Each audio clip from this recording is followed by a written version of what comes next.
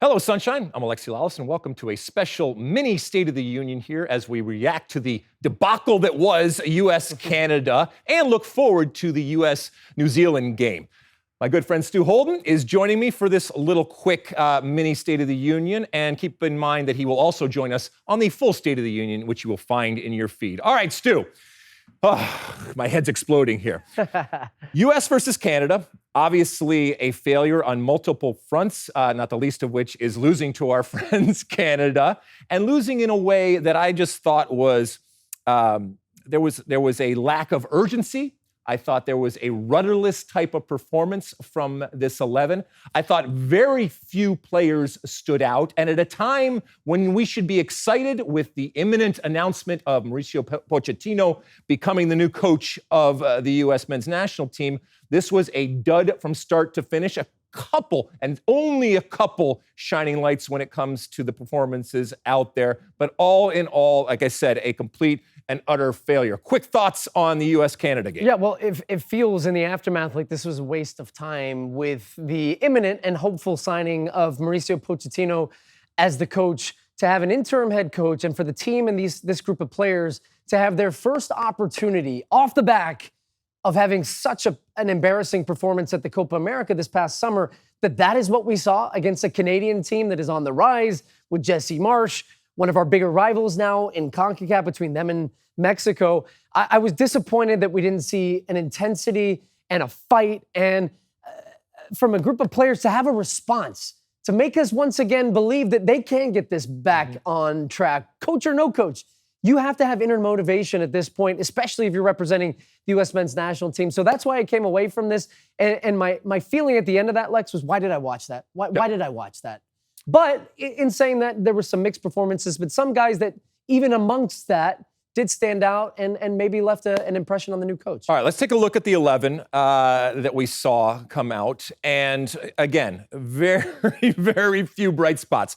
I will say, Matt Turner right now is the incumbent. However, I do think there is an opportunity for someone to come along in the same way that Matt Turner did a few years ago and take a hold of it. Patrick Schulte, I thought he was great in this game. Even letting 2 goals in, I thought he made saves. It could have been much worse. So I thought he was good, and I thought Lund over there on that left side was good. Other than that, Stu, I'm hard-pressed to find anybody else out there that did anything that warranted any type of praise. Yeah. So what I would say generally for guys like Schulte and Lund and players that you didn't normally see in the starting lineup necessarily under Greg Berhalter, these are the games to do it, right? Because now a lot of these guys, Schulte is a great example, MLS Cup champion, Leagues Cup champion. Does he make a move to Europe? There's a lot of interest in him as well. The most important thing for goalkeepers, I think, is to play. And that's why you've now seen Matt Turner stall a little bit in his career after moving to Forest. He doesn't play. Now he's at Palace. He's a backup once again. It leaves an opportunity for a guy like Schulte, and that's why I love that he got the start in this game once again, because in order to keep growing as a player, you need experience. And I would love to see somebody get that opportunity now in the nets, and it's going to be fascinating to see what Pochettino does there. But yeah, look, Johnny Cardoso is a player that I feel didn't get enough opportunities under Greg Berhalter, and for what he had done in La Liga with Real Betis. With Tyler Adams' injury status uncertain, he's a guy that I think can have an opportunity, but in his minutes with the U.S., he's been so underwhelming. And once again, he's the guy who gives the ball away out of the back, and Canada score their first goal. And so, look, these guys, even Malik Tillman, everybody gets bigged up about him when he performs in PSV in Holland. He didn't do it again. Speaking of being bigged up, Balogun again, just still not there. And we remember not too long ago where he was the savior. He was coming in and going to fill that number 9 position. So it's still wide open. I'm still not buying Richards in the back. We know who Ream is. Christian Pulisic isn't going anywhere. But again, nobody really stood out. And I was left feeling that this group of players was, and again, I'm a grumpy old man, it was soft and ultimately looked spoiled in the way they went about this game. But they have the opportunity to come back and, I guess, redeem themselves in terms of a result and performance. We are recording this right before they take on New Zealand. This is what I would do. And it plays to your point about seeing some new things. So I continue on with Schulte in goal, give him that opportunity. We know who Matt Turner is, and Matt Turner's a good goalkeeper, but who knows? Maybe this is the heir apparent, or maybe this is the new starting goalkeeper. We are less than 2 years away from the 26 World Cup. I am changing out the back line. My good friend David Mosse has said that this is a glaring problem for the U.S., and I agree. Nobody has stepped up in terms of that center back position. As I said, I know who Ream is, and I'm just not convinced yet on Richards, so I would put Trusty in there, and I would put McKenzie in there. I wish there were some more options when it came to this camp and this roster in the back, but there aren't.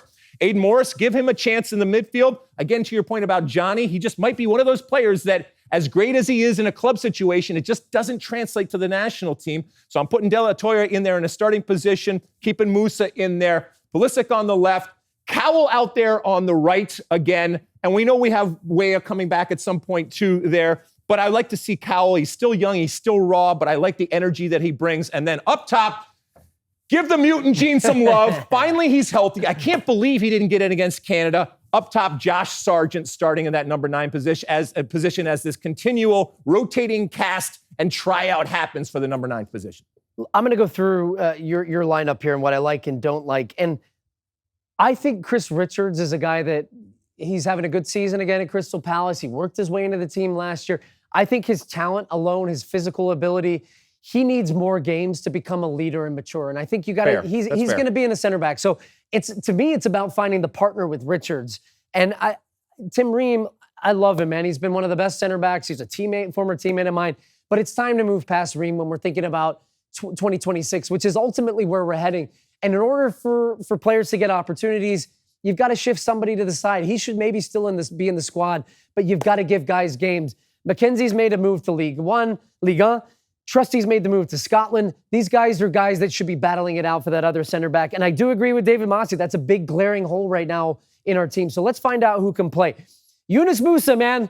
I could not have been the biggest Musa fan the last couple of years, but we've just seen his career stall a little bit because he lacks a position that I think he really owns, has understood, and has had minutes at. Even at AC Milan, you see him as a right back. You see him in midfield. You see, where does he play for the U.S.? What's his best position?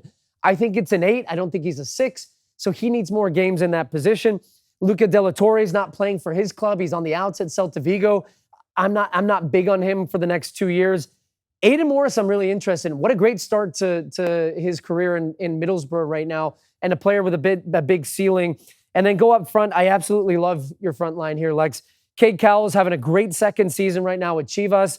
Josh Sargent, I've been saying for about a year now, he should be the starter in that position, scoring goals whenever he's fit and healthy. Has had some untimely injuries. And then Pulisic is Pulisic. He's the best player. The only thing I don't see in this team at all, a leader. Yeah.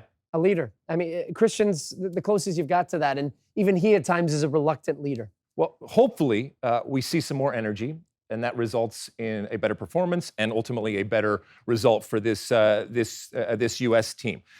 Remains to be seen ultimately what that 11 is going to look like, but we want to be inspired. We want to be energized. We want to be excited about this team going forward. So they have another opportunity against New Zealand, because we cannot see another performance the likes of which we saw against Canada. Again, less than 2 years until the summer of 2026 and the Men's World Cup. My thanks to Stu Holden. You can hear a whole lot more of Stu Holden on the big show, if you want, when it comes to the State of the Union. That will be in your feed. Until then, and as always, my friends, though, size the day. You like that clip? Well, my State of the Union podcast drops twice a week right here on my very own YouTube page. The only way to stay up to date is to hit that subscribe button down below. Size the day, and see you soon.